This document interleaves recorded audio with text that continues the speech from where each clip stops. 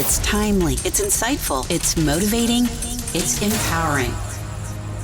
It's Time with Fred, your inspirational broadcast with host Fred Gaddy. Good evening and welcome to tonight's edition of Time with Fred. I trust that wherever you may be watching from today, that this finds you well. We're still going through this crisis, and I just want to say that if you've been impacted negatively in any way, or a family member or friends, life has been impacted in any way, that my prayers are with you. I had to say this because a little while ago we received news that one of our friends' dad had just passed as a result of this crisis, and it's real. It's serious. We don't want to dwell so much on it, but we don't want to minimize it either. So if you're out there and you're watching and your life's negatively impacted, I just want to say that I'm praying for you and your family. If you've been impacted in any way, that you find the strength and the confidence that you need to deal with whatever you may be going through right now. So tonight I want to take some time to talk about two things, right? My book, my upcoming book, and for those of you who you already know, I've been working on this book for a while. It's actually been 6 years now since I started writing this book.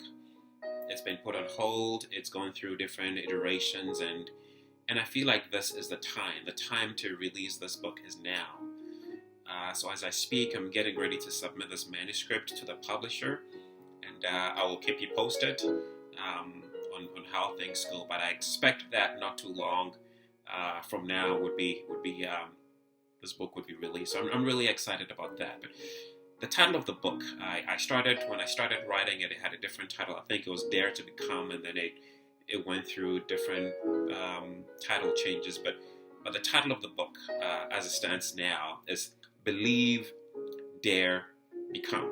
Believe, Dare, Become. 3 simple words, but then when put together, becomes a powerful statement. What you believe and what you dare influences who you become. What you believe and what you dare influences who you become. What do I mean by that? Our beliefs have to do with our mindsets, our experiences in life, our upbringing, our social or cultural constructs, right? All these come together to form our belief system, or what we believe. And then what we dare, which has to do with the actions that we take, then influences who we become. So if you think about it, where you are right now, or who you are right now, is a culmination of your belief system, what you've believed so far, and the actions that you've taken. And so that's really what the title of the book is. Believe, Dare, Become. What you believe determines what you dare, which then influences who you become. So that's really the overarching theme of the book. And the book has several lessons in the form of questions. There are 15 chapters, all in the form of questions that address specific topics. But the one I want to talk about tonight, what defines you? And I believe I've done a teaching on this in a previous show, but what defines you is a question that I want to ask you. And if you think about the question, what defines you, you'd realize that it's not as simple as it seems. For a lot of people, what defines them has to do with either their job or their title or their occupation or their, what people have said about them, or their past failures or experiences, which is true to some extent. But defining ourselves based on our jobs or title or occupation or experiences or past failures or opinions of others is somewhat myopic. Why do I say that?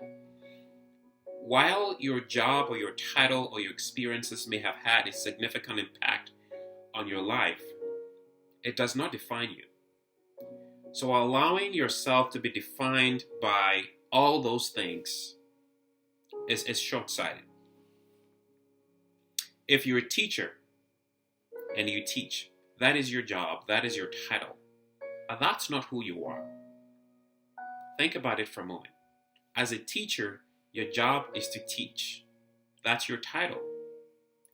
But who you are has to do with your purpose, what you're placed on this earth to do. So if you happen to lose your job as a teacher, you've lost that means by which you do your job. But it doesn't take away from you, because who you are is intrinsic and not extrinsic. One day on my drive to work, I was listening to the news, and this man who had been laid off work was describing what he was experiencing, and he was telling the news reporter at the time that losing his job felt like losing his self-worth. And it struck me, it hit me. Why would this man think that way? I get it that, look, we all need our jobs, we all need the money, we need to take care of our families, we need to, don't get me wrong on that. But allowing your self-worth to be taken away because you've lost your job shouldn't be something that you allow in your life. Yes, you've lost your job, you've lost your income and all of that, especially if you're a breadwinner of your family. But you shouldn't allow the fact that you've lost your job or allow your job to define you.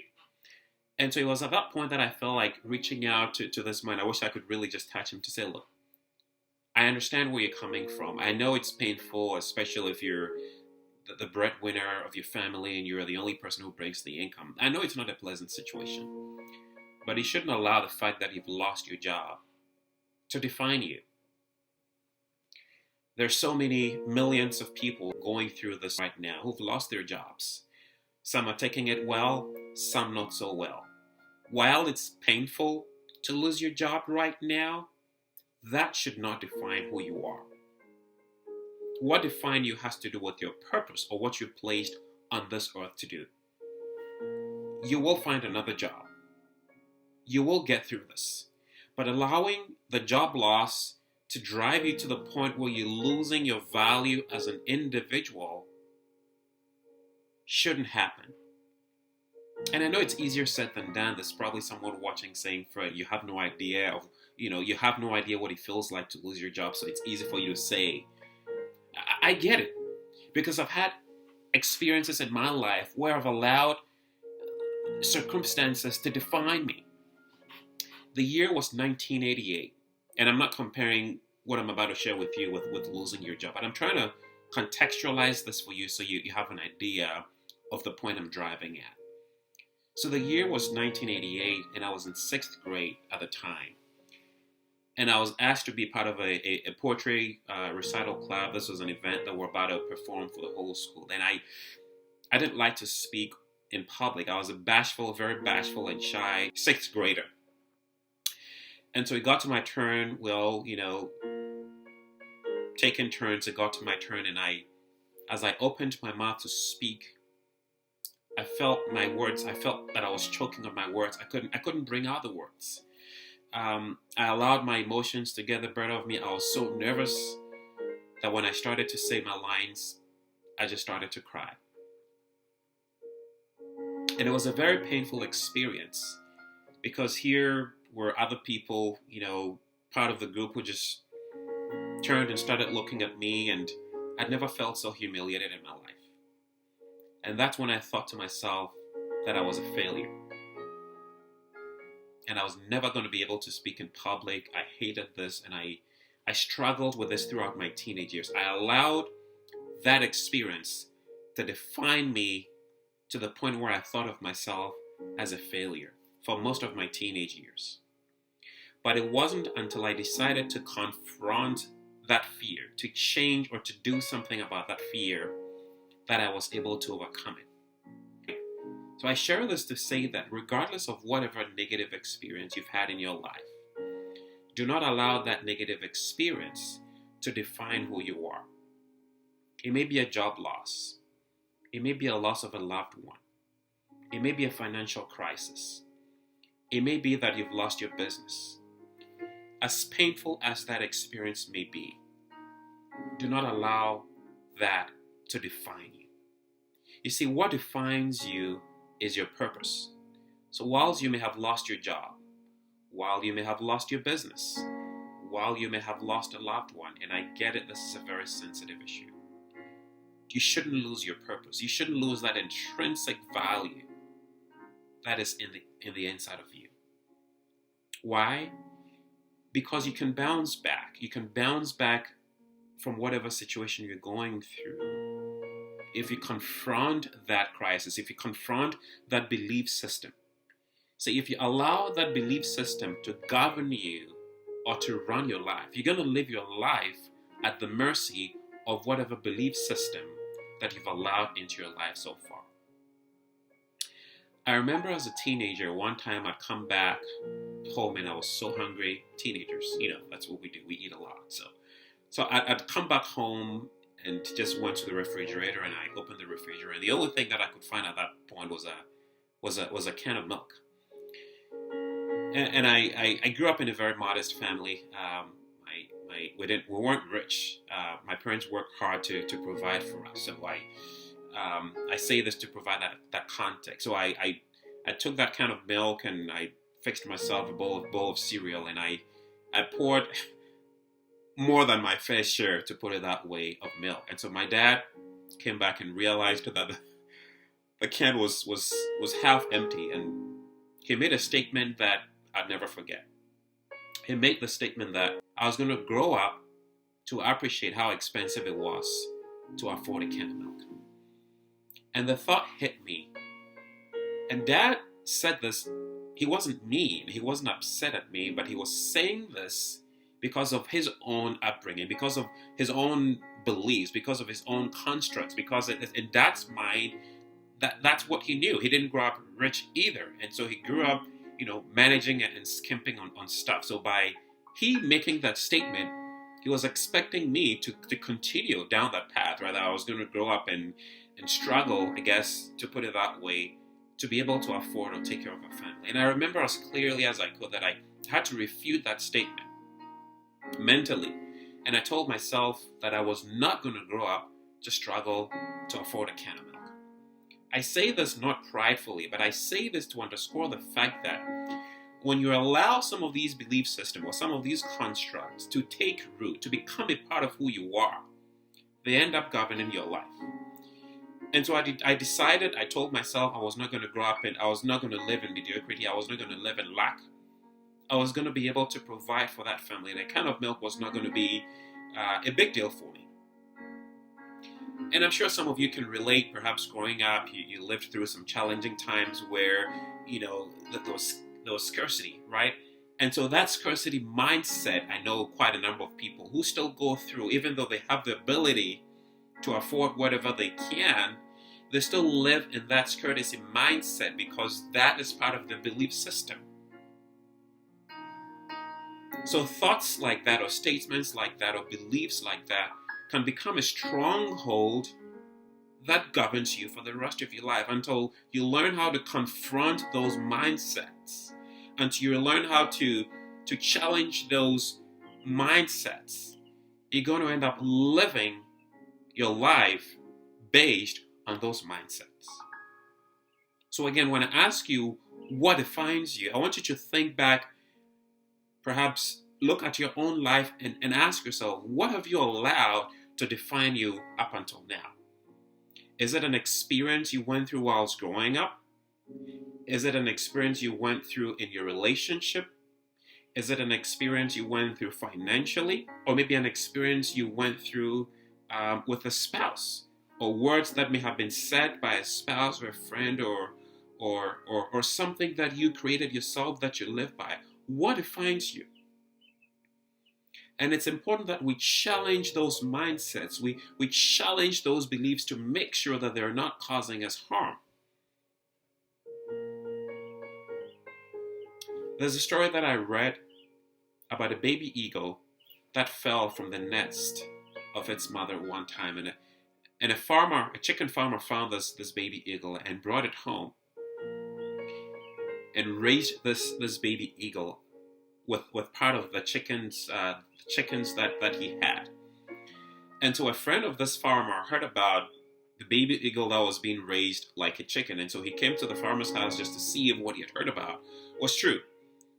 And lo and behold, he came and found this baby eagle pecking around, the yard and just playing with the chickens like it was a chicken. I guess that's the sound chickens make, right? And so this friend of the farmer was troubled by that because he knew how eagles, were. Eagles don't flock. Eagles soar. So he took the eagle out of that chicken coop and held it in its hands and told the eagle, "You're an eagle. You're made to fly. So stretch forth your wings and fly." And the baby eagle looked at this farmer's friend and flew right out of his hands and then landed back right with the chickens again and started just pecking around like a chicken. This farmer's friend was disappointed. He went home, thought about it, came back the second day, and was still very determined to help this eagle deconstruct or challenge its belief system. And so this time he placed it on a fence and said the same thing, told the eagle, "You're an eagle. You're born to fly. So stretch forth your wings and fly." Wouldn't you know it, the baby eagle flew right from where it was and then landed back in the chicken coop again. His farmer's friend was really disappointed. He was like, "No, this can't be. This is an eagle. You were made to fly." And so a week later, he came back and then took the baby eagle again, this time out of the chicken coop, and went a far distance away and placed the baby eagle at the foot of a mountain and told the baby eagle the same thing. "You're an eagle. You're born to fly. So stretch forth your wings and fly." The baby eagle stretched forth its wings slowly but surely and then lifted off and then started soaring into the sun, never to come back into that farmer's yard again. What this farmer's friend did was to challenge how this eagle challenged the mindset or the belief system that it was raised by, and helping it discover who it was, helping it discover its purpose by realizing that it wasn't born as a chicken, it wasn't raised a chicken, it was a baby eagle. If this farmer's friend had not challenged this eagle to think or to challenge its belief system, it probably would have lived the rest of its life as a chicken. If this farmer hadn't helped this eagle challenge its own belief system that it was not a chicken, perhaps this eagle would have lived the rest of its life as a chicken. Until you challenge some of those mindsets, until you challenge some of those beliefs, until you challenge some of those constructs that you've been used to or that you've been raised with or that you've lived with all this while, you're going to find yourself living a life way below your potential. Like I did.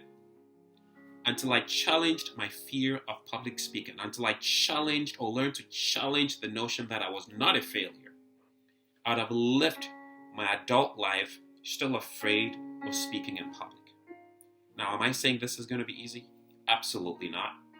It certainly wasn't easy for me. It took a while. It took a long time, really, to be able to overcome that fear of speaking in public.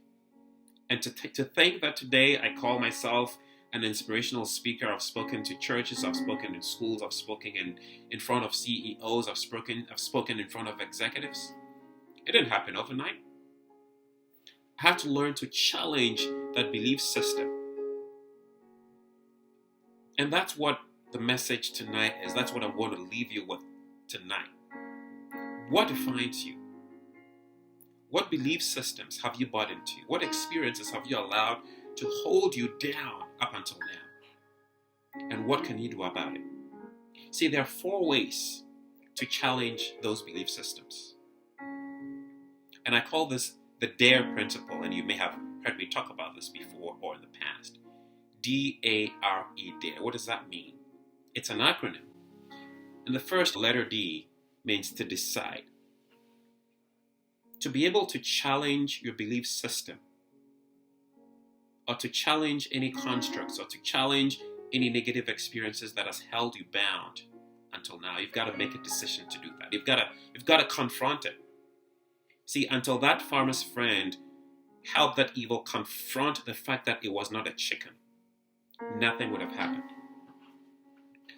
Until I decided to confront that fear of public speaking, until I decided to confront that notion that I was a failure, until I decided to challenge the statement that my dad made about me growing up to appreciate how much it costs to buy a can of milk, until you challenge those constructs, they're going to remain. So the first thing you do is to make that decision, is to decide that enough is enough. You have to decide that it's time to make a change.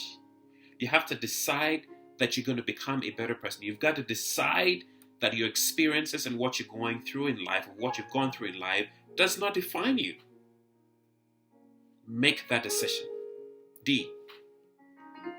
The second step is to act on that decision. You see, you can decide all you want, you can wish all you want, but until you take that step, until you decide to act on that decision, nothing is going to happen.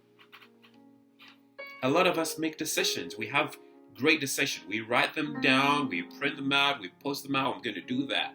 But until you take that first step towards or based on that decision, nothing is going to happen.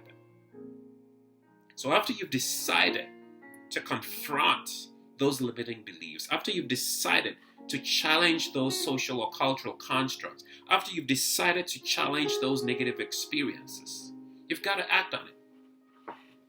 Take that step. Take that public speaking class like I did. Decide and act on that. And so it took several tries. There were times that I tried and it didn't quite work, over and over again, until I started getting comfortable speaking in front of groups. I had to act on it. And it's not easy, but you have to be willing to give it all you have. Now, the fact that you take that first step does not mean you're going to be successful automatically. You may falter, but that shouldn't stop you. And that leads to the next letter, which is R. That leads to reinforcing. Reinforcing yourself against doubt. Reinforcing yourself against fear. Reinforcing yourself against the negative opinions of others. Reinforcing yourselves against the naysayers. Reinforcing yourselves against what you see. That in spite of what's happening, in spite of the fact that I still struggle, I'm not going to stop. Reinforce yourself. Reinforce yourself against what we see and against what we hear, even in this crisis. There are no jobs and there are layoffs and all of that. You got to reinforce yourself against all that negativity. Reinforce. And the last point I want to share on that is to evolve. That's the letter E, to evolve. How do you evolve? Evolve just simply means learning. It means if you try something that doesn't work, you don't stop there. You evolve, you grow, you learn, you figure out another way to do it. And it's not going to be easy. It's a process. And what I'm sharing with you, it's not something that's going to happen overnight. It took me years to be able to challenge some of those belief systems. But you don't give up after day 1. You don't give up after day 2. You don't give up after day 3. You don't give up after a month. You don't give up after 6 months. You continue until you completely radicalize your belief system. And so what defines you? You may have to take a piece of paper and start making some lists and start asking yourself, what have you bought into? What have you allowed to define you up until this point? And what can you do to change it? You see, unless you're satisfied where you are, unless you're okay, there's a song that says, que sera, sera, whatever will be, the future is not us to see, que sera, sera, whatever will be. And a lot of people have bought into that mindset, whatever will be, and so they live their lives at the mercy of wherever the winds of life blows them. That's a dangerous place to be. Because if you don't take control of those situations, someone else's decisions is going to determine that for you. Someone else is going to define who you are. Life is going to define who you are. Circumstances are going to define who you are. And that's not what you want for yourself. So you got to evolve. So again, you decide that you're going to change the circumstances. You have to decide to change what you're going through. You've got to act on it. Take that first step. I know it's scary. It may be fearful. There may be the voices that tell you that you're not going to be able to make it. But you got to reinforce yourself. Yes, the naysayers are going to give you all the reasons why you can't do it. Yes, the negative voices in your mind, like I did, reminding me over and over again that I was a failure. You got to reinforce yourself against that negative voice. And you got to evolve. You got to learn. There's a saying, experience is the best teacher. No, you don't have to go through that to learn from it. You can learn from other people's experience. You can learn from my experience. You can learn from the story of the eagle. You don't have to go through that to be able to learn that. There's so many resources out there. Whatever it takes, evolve, learn. This is the time to do it. And I'm learning. There's no single day goes by without learning something. I'm reading, I'm finding resources, I'm finding articles, I'm finding everything I can just to keep me going in the right direction. It's not a passive experience. It's an active experience. And so as I bring this teaching or this lesson to a close on tonight's edition of Time with Fred, what defines you? What experiences have you allowed to define you? What opinions of others have you allowed to define you? Think about it. Is it going to be that, or is it going to be the purpose? Is it going to be who you are? The late Dr. Martin Luther King, in his I Have a Dream speech, said he had a dream that his 4 little children will not be judged by the color of their skin, but instead by the content of their character. It's intrinsic. It's not extrinsic. It's not based on how much money you have in the bank. It's great. We all want to have quite a bit of money or a lot of money in the bank, but it's not based on that. It's based on who you are, because you could lose that money. You could lose your business. You could lose your job. And I pray that it doesn't happen. I'm not saying that it happens. But what I'm saying is that those external things do not define who you are. What defines you is your purpose. That's why people go through life. They lose their businesses. They lose their jobs. They lose everything. But they're able to bounce back because they have it in them. It's a mindset that's ingrained in them. You can take the business, you can take the money, but they have the ability to replicate it because they have the right belief system, they have the right mindset. What defines you? What are you going to allow to define you, even as we go through this pandemic? What is going to define you? Is it the fact that you may have lost your job? Is it the fact that the stock market's plummeted so much that you've lost all your investments? Is that what's going to define you? Is that what's going to define you? Is it the fact that you may have lost, something that's really, really important to you? I pray that you found something significant in this lesson, that it leaves you with a little challenge to rethink or to challenge some of those thoughts or belief systems that have held you bound until now. Decide, act, reinforce, and evolve. Decide, act, reinforce, and evolve. If life knocks you down, you get back up, you decide, you act, you reinforce, and evolve. I do hope that you found this lesson impactful, and I do pray that it leaves you a little better than you were when you started watching. Thank you again for watching tonight's edition of Time with Fred, and I'll see you next time. In the meantime, what defines you?